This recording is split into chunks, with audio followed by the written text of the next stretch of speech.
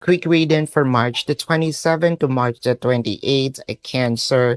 Your cards are the Three of Wands, the Enchantress, and the Nine of Cups. So, double whammy in a way na napaka-swerte, na napakaganda.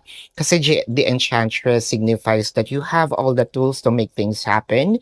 The Nine of Cups is also a wish fulfillment. This is not just answered prayers, no?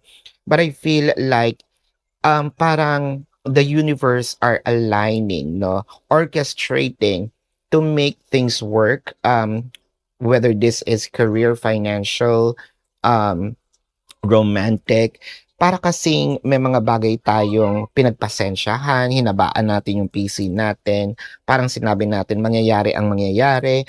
With the Three of Wands, probably we are also looking for a sign, and if you're actually looking for a sign, this might be the sign na hinahanap mo.